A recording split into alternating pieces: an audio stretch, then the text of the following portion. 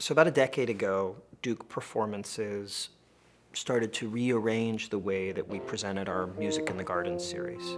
What we found was that we had a bounty of really talented, mature artists who could use a platform to make bigger and more ambitious work. You say you want away, but The first was the band Megaphone, which includes Phil and Brad Cook and Joe Westerland, and they made a project called Sounds of the South, in which they engaged a band from Richmond, Virginia, called Fight the Big Bull, as well as their friend Justin Vernon, who is the head of the band Bon Iver, and the great singer-songwriter Sharon Van Etten.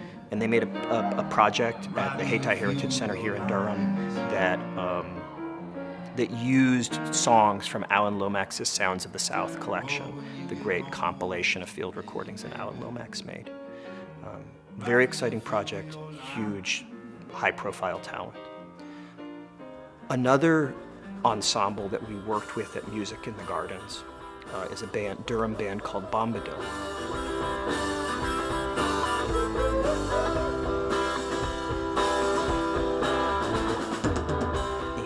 Bombadil, we connected them with a faculty theater maker and puppet maker whose name is Tori Bend, and they made an evening-length piece of puppets and song called Love's Infrastructure, which we premiered here over 3 nights to a sold-out audience.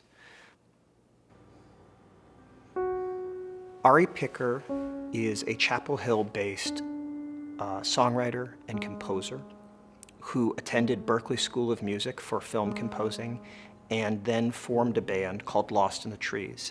And over the last decade, Lost in the Trees achieved huge critical and popular fame, including several years ago having their album named Album of the Year by Wall Street Journal.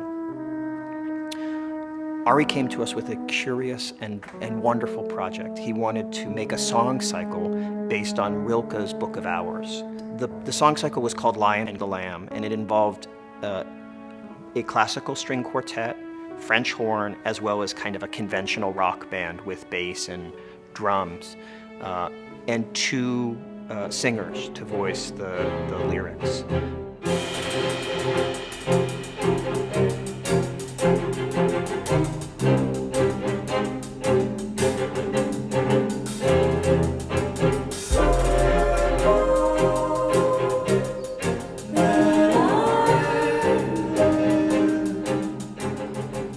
Presented this as a workshop presentation in the Nelson Music Room in the Round, this beautiful and intimate music room space. Lion and the Lamb permitted Ari to take a next step with his music, to further explore the intersection of classical and kind of indie rock or electronic music, and to make a very sophisticated and moving evening of music that engaged this iconic text. We feel that we ought to be a platform for that kind of work.